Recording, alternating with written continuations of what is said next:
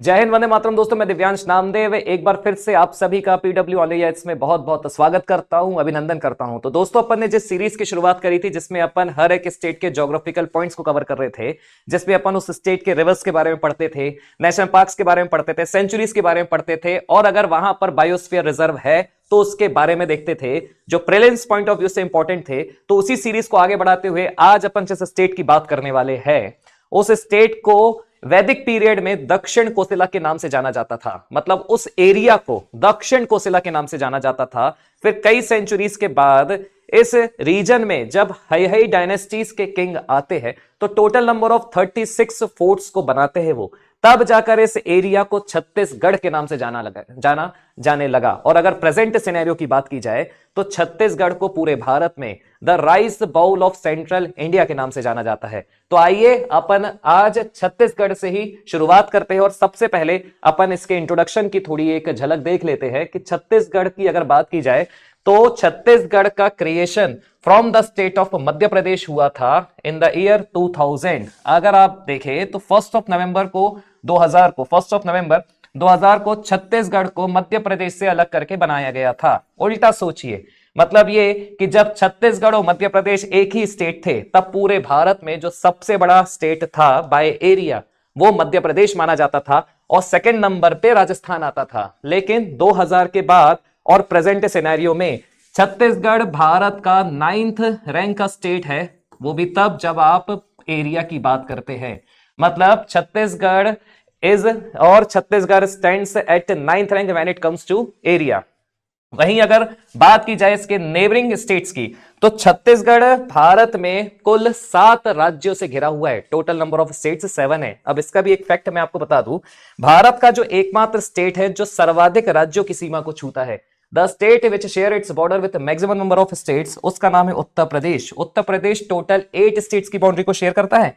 लेकिन वहीं अगर आप छत्तीसगढ़ को देखेंगे तो छत्तीसगढ़ क्लॉकवाइज चलेंगे, छत्तीसगढ़ 7 स्टेट्स की बाउंड्रीज को शेयर करता है, जो उसे भारत का दूसरा ऐसा राज्य बनाता है जो सबसे ज्यादा स्टेट्स की बाउंड्रीज को शेयर करता है। इसमें असम भी वैसे आ जाएगा, लेकिन फिलहाल देखिएगा यहां से अगर देखा जाए तो ऊपर आपका नॉर्थ साइड है उत्तर प्रदेश, देन इधर पर आपका आ जाता है झारखंड, देन आपका आ जाता है इधर पर ओडिशा, देन यहां पर आ जाता है आंध्र प्रदेश, देन आता है आपका तेलंगाना, देन यहां पर आपका आ जाता है महाराष्ट्र, देन आता है आपका मध्य प्रदेश। तो ये 7 स्टेट्स छत्तीसगढ़ को घेर कर रखे हैं। इसका मतलब ये है कि छत्तीसगढ़ चारों तरफ एक भूमि से घिरा हुआ राज्य है और कोई भी स्टेट, कोई भी land form, if it is surrounded from all side of land, या फिर it doesn't share its border with the sea और ओशन, या फिर उसकी अगर कोई कोस्टल बॉर्डर नहीं है, तो ऐसे एरिया, ऐसे स्टेट और देश को भी लैंडलॉक्ड कहा जाता है। तो छत्तीसगढ़ अपने आप में एक लैंडलॉक्ड स्टेट है। आगे बढ़ते हैं और सबसे पहले छत्तीसगढ़ में जो सबसे इंपॉर्टेंट रिवर्स है उसको अपन देखते हैं, और उसमें भी जो सबसे इंपॉर्टेंट रिवर है, जो छत्तीसगढ़ की सबसे लंबी और बड़ी नदी मानी जाती है, उसका नाम है महानदी रिवर। और ये जो महानदी रिवर है इसके बारे में जरा ध्यान से देखिएगा। इसका जो ओरिजिनेशन होता है वो सिवाहा हिल्स से होता है। सिवाहा हिल्स बेसिकली रायपुर के पास है और ये वेस्ट टू ईस्ट डायरेक्शन में जब फ्लो करती है तो finally it drains into the bay of Bengal. और महानदी सिर्फ छत्तीसगढ़ में नहीं बहती है, it also drains into Odisha और उसके बाद वो बे ऑफ बंगाल में जाती है। तो छत्तीसगढ़ में जब महानदी बहती है तो ये total number of 286 kilometre cover करती है। और अगर इसके टोटल लेंथ की बात की जाए तो महानदी की टोटल लेंथ 851 किलोमीटर है। अब ऐसे समझिएगा, अगर कोई रिवर वेस्ट से ईस्ट फ्लो कर रही है और आपका जो डायरेक्शन है वो टुवर्ड्स ईस्ट है, तो उसका ये वाला डायरेक्शन कहलाता है लेफ्ट और ये वाला जो डायरेक्शन कहलाता है राइट। अब अगर लेफ्ट हैंड ट्रिब्यूटरीज की बात की जाए तो उसको याद करने के लिए मैंने आपके लिए एक छोटी सी ट्रिक बनाई है। अभी चैंपियंस ट्रॉफी का माहौल चल रहा है, त्योहार चल रहा है, और जो हमारे यहां से टॉप परफॉर्मर बॉलर है उनका नाम है मोहम्मद शमी। तो उन्हीं से रिलेटेड हमारी ये ट्रिक भी हो जाती है। आप स्पेलिंग ध्यान से देखिएगा। जो लेफ्ट हैंड ट्रिब्यूटरी है महानदी की, उसके लिए जो ट्रिक बनाई है उसका नाम है शामी। एस से आ जाता है आपका स्योनाथ रिवर, एच से आ जाता है हसदेव रिवर, एम से आ जाता है मान रिवर और आई से आ जाता है ईब रिवर। ये जो 4 है ये अपने आप में वेस्ट से ईस्ट डायरेक्शन में ही बनाई गई ट्रिक है और ये महानदी की लेफ्ट हैंड ट्रिब्यूटरी है। वहीं अगर राइट हैंड ट्रिब्यूटरीज की बात करें तो सबसे पहले आ जाता है आपका जोंक रिवर, फिर आती है आपकी ओंग रिवर एंड देन आ जाता है आपका तेल रिवर। अब इसको जरा ध्यान से देखिएगा, यहां पर महानदी रिवर बेसिन का डायग्राम भी आपके लिए दिया गया है। इसको जब आप ध्यान से देखेंगे तो यहां पर देखिए, यहां पर मैं एक लाइन बना देता हूं तो आपको आइडिया लग जाएगा। ये आपका महानदी रिवर है और ये एक रिजर्वॉयर है जिसका नाम है हीराकुंड, और ये ऐसे ड्रेन होते हुए बे ऑफ बंगाल में डेल्टा बनाते हुए फाइनली ड्रेन कर जाती है। अब हीराकुंड रिजर्वॉयर को भी याद करना बहुत आसान है। ये महानदी रिवर का सबसे इंपॉर्टेंट रिजर्वॉयर है और एक प्रकार से मल्टीपर्पज रिवर वैली प्रोजेक्ट है। और अगर ओवरऑल इंडिया में भी बात की जाए, प्रीलिम्स पॉइंट ऑफ व्यू से भी बात की जाए, तो महानदी सबसे इंपॉर्टेंट रिवर हो जाती है इस मल्टी रिवर वैली प्रोजेक्ट के कारण। और याद करना भी बहुत आसान है, आपने अक्सर तनिष्क के ऐड में देखा होगा, अपन बोलते हैं महान है हीरा, हीरा है सदैव के लिए। तो महान है हीरा से आप इसको कोरिलेट कर सकते हैं।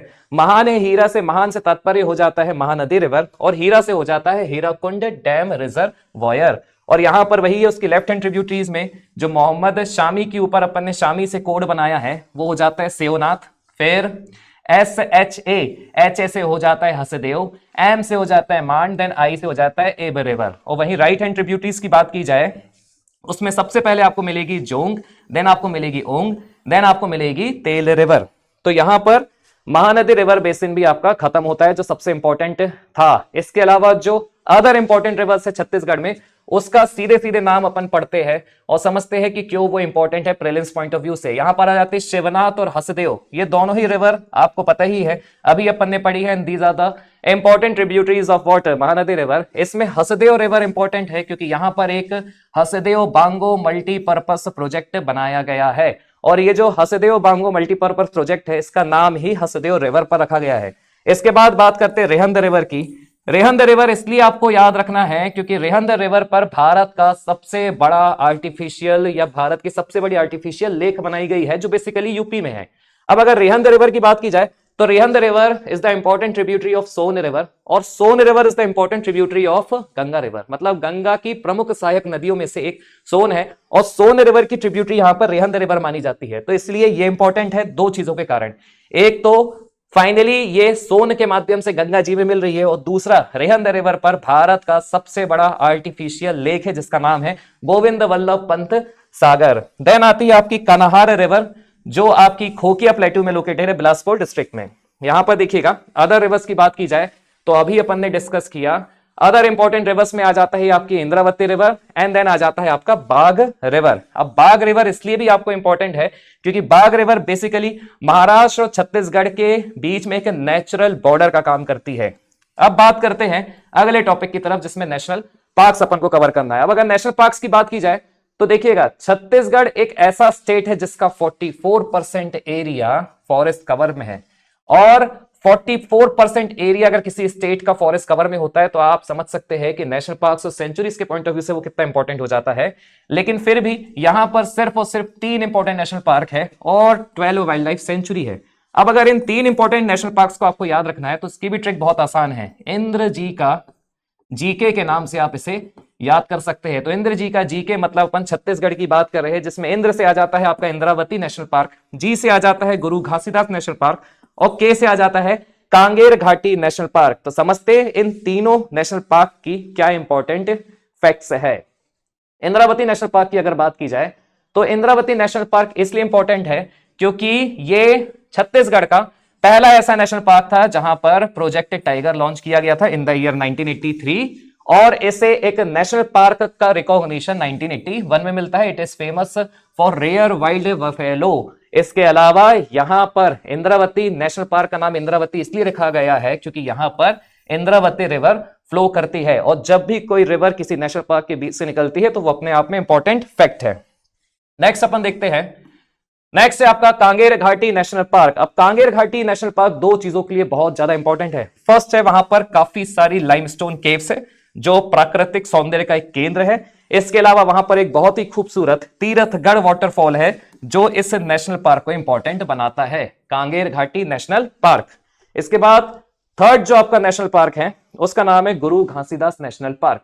अब जो गुरु घासीदास नेशनल पार्क है एक प्रकार से वो संजय डुबरी नेशनल पार्क और टाइगर रिजर्व जो मध्य प्रदेश के सीधी डिस्ट्रिक्ट में लोकेटेड है उसी का ही एक्सपेंशन माना जाता है। लेकिन गुरु घासीदास नेशनल पार्क का नाम गुरु घासीदास इसलिए रखा गया है क्योंकि संत गुरु घासीदास का संबंध उसी क्षेत्र से था और उसी से प्रेरित होकर इसका नाम गुरु घासीदास नेशनल पार्क रखा गया है। तो यहां पर 3 नेशनल पार्क आपके कवर होते हैं। अब आगे चलते और आगे अपन फटाफट वाइल्ड लाइफ सेंचुरीज को देखते हैं। वाइल्ड लाइफ सेंचुरी में जो सबसे पहले आपको याद रखनी है उसका नाम है बादलखोल वाइल्ड लाइफ सेंचुरी। अब ये क्यों इंपॉर्टेंट है? क्योंकि Badalkhol wild life sanctuary is a tiger corridor. अब ये एक ऐसा टाइगर कॉरिडोर है जो मध्य प्रदेश के अचानक मार वाइल्ड लाइफ सेंचुरी जहां पर टाइगर रिजर्व भी है उसको जो झारखंड में पलामऊ टाइगर रिजर्व है उन दोनों के बीच में एक कॉरिडोर का काम करता है। कौन सा? Badalkhol wild life century. तो इसलिए ये अपने आप में इंपॉर्टेंट है। फिर बात करते हैं बरनावपारा वाइल्ड लाइफ सेंचुरी की।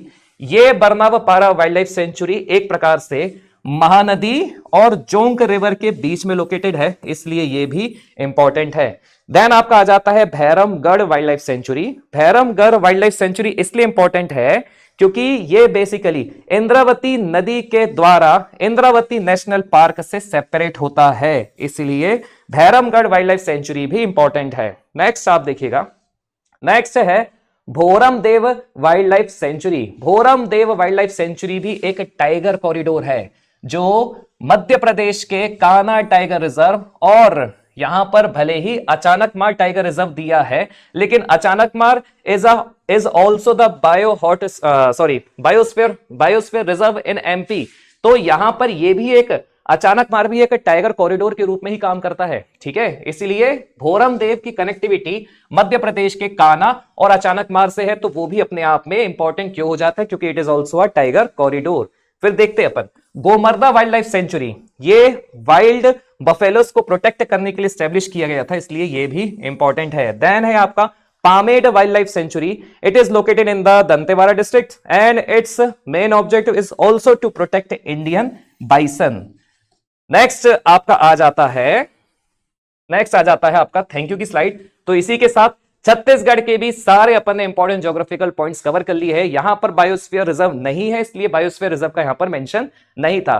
तो कमेंट करके जरूर बताइएगा कि नेक्स्ट कौन सा स्टेट आप इस तरीके से पढ़ना चाह रहे हैं और आपको यह वीडियो कैसा लगा। थैंक यू, जय हिंद एंड वंदे मातरम।